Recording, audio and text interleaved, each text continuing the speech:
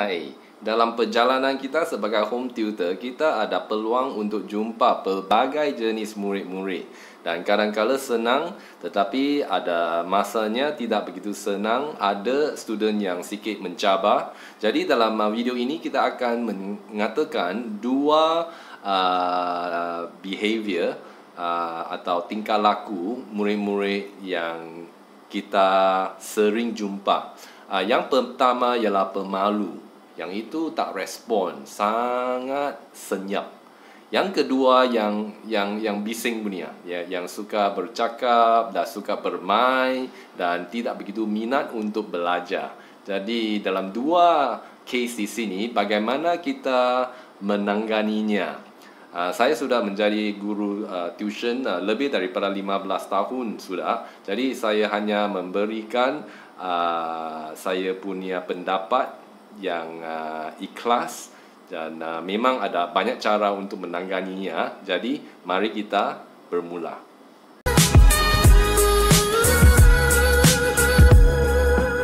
Yang pertamanya ialah yang sangat diam-diam punya, senyap. Dan yang ini apabila kamu bercakap, kamu bertanya, mungkin dia tak begitu senang. Dan mungkin dia jawab dengan satu atau dua perkataan sahaja. Dan mereka memang pemalu. Jadi bagaimana kita boleh menangani pelajar seperti ini? Pelajar ini perlu galakan.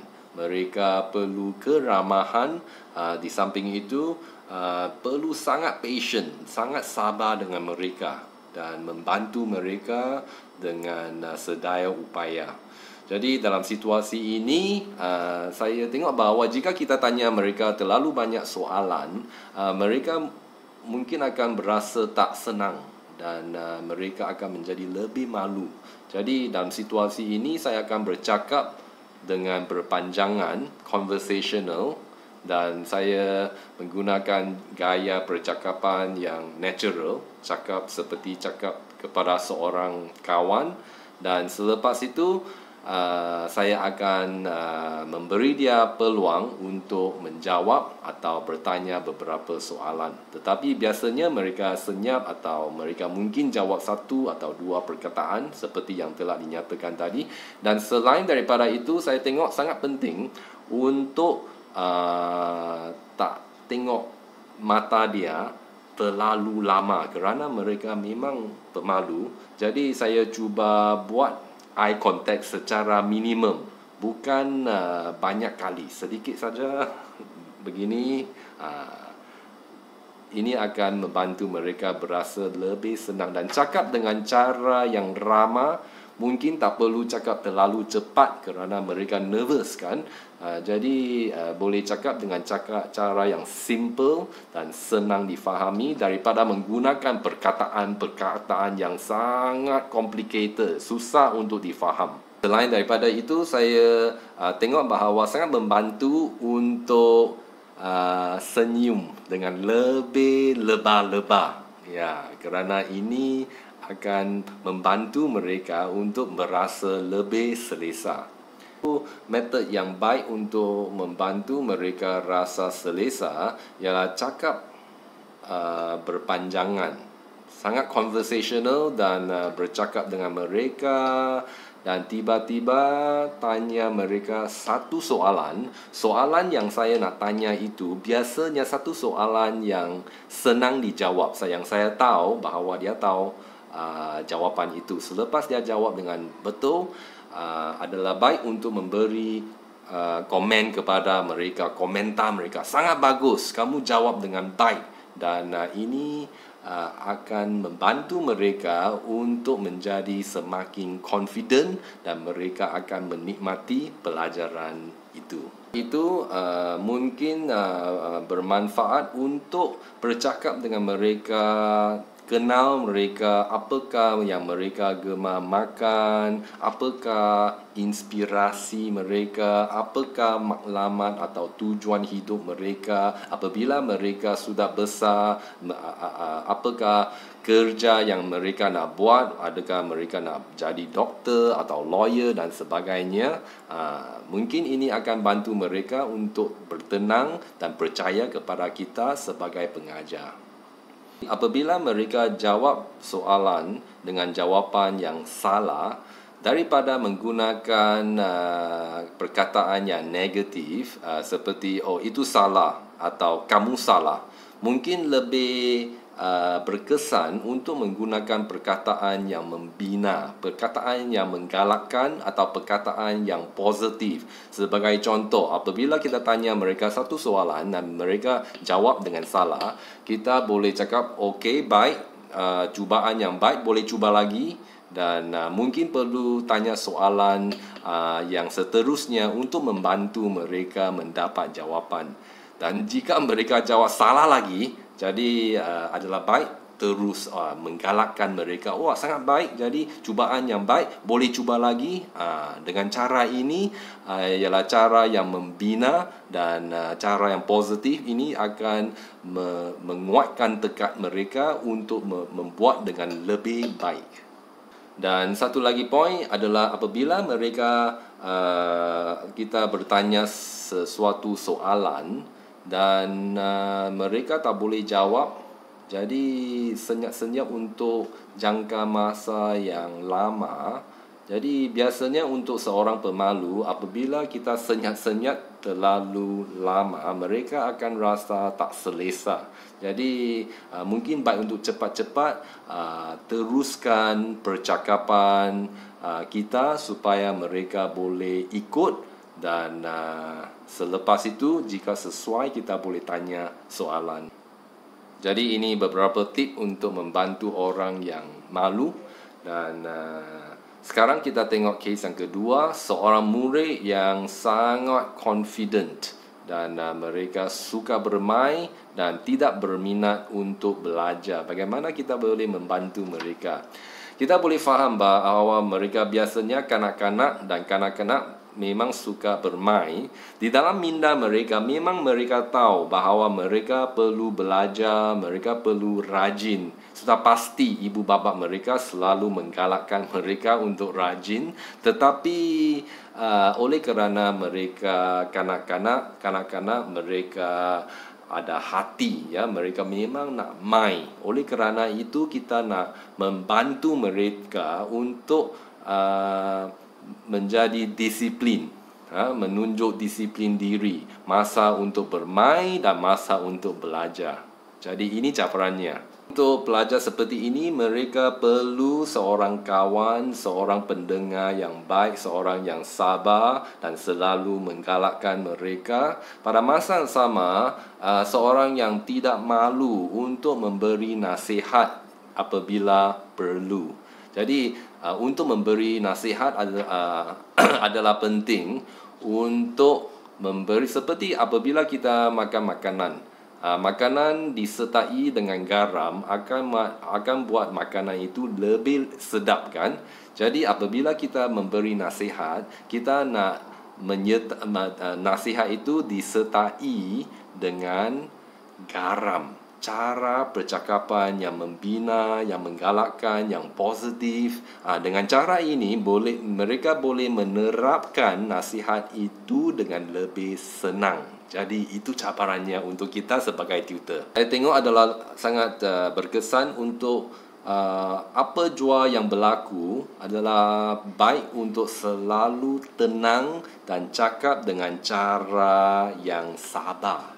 Kerana dengan nada yang sabar, ini akan menggalakkan mereka untuk menjadi tenang dan sabar dan dengar. Hopefully. Selain daripada itu, saya tengok bahawa apabila bercakap dengan mereka adalah sangat penting. Yang ini bukan seperti yang pemalu, kita cuba mengurangkan eye contact. Tetapi dengan pelajar seperti ini perlu tengok mereka, mata mereka apabila bercakap dengan mereka, supaya mereka boleh dengar, boleh mendapat perhatian mereka, pada masa yang sama boleh mendapat respect daripada mereka. Dan apabila mereka perlu belajar tetapi mereka tak bermain-main, kita perlu konsisten, selalu memberi nasihat dan galakan secara konsisten. Dan ini tidak mudah, tetapi kita boleh berlatih untuk berbuat sedemikian sehingga jika mereka nak main, tak mau belajar, jika kita berpura-pura tak tahu, memang masalah itu akan menjadi semakin besar. Jadi kita perlu menangani masalah itu dengan cara yang profesional dan cara yang sabar. Jadi bagaimana kita boleh berbuat? Mungkin kita nak tengok dalam segi tingkah laku mereka dan mengelakkan daripada memberi satu label kepada mereka.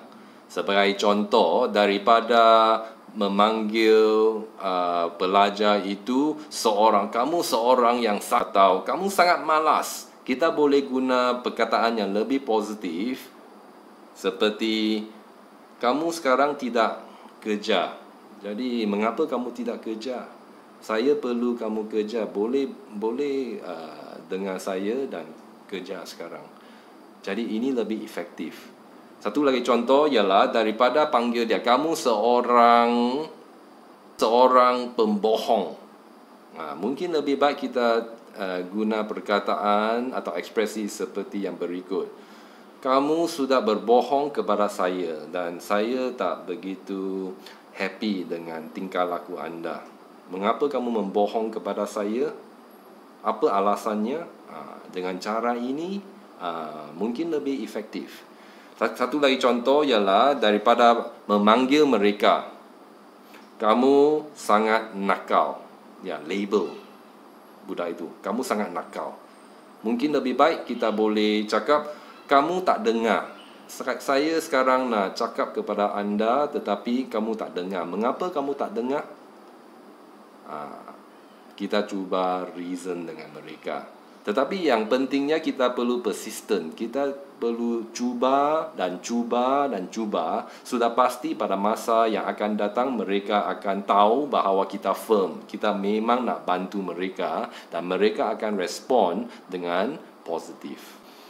Apabila mereka menunjuk tingkah laku yang tidak baik, kita perlu serius dengan mereka. Kita tidak senyum kerana ini menunjuk bahawa kita approve cara tingkah laku mereka. Tetapi apabila mereka menunjuk satu tingkah laku yang baik, kita nak memberi komen kepada mereka sangat bagus dan memberi galakan kepada mereka. Dengan cara ini mereka akan rasa senang dengan kita dan mereka akan dengar.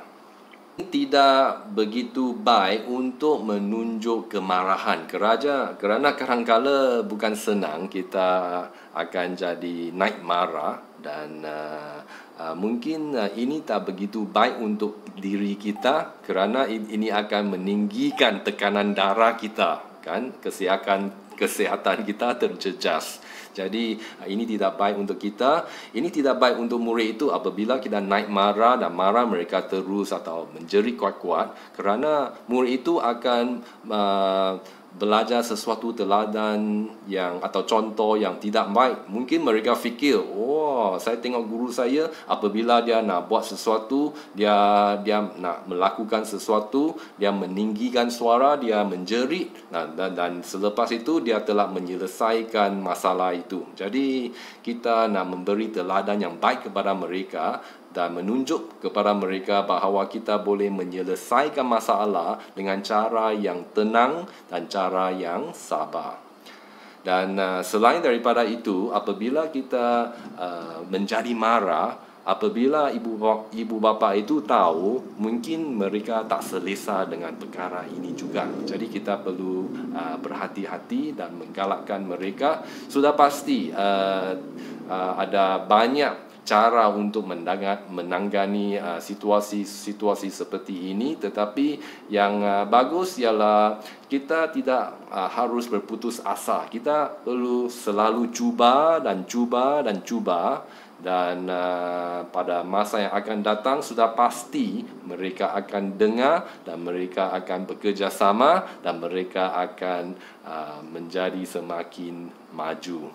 Jadi sila subscribe jika kamu suka video ini dan sila komen di bawah juga. Terima kasih kerana menonton dan jumpa lagi pada masa yang akan datang.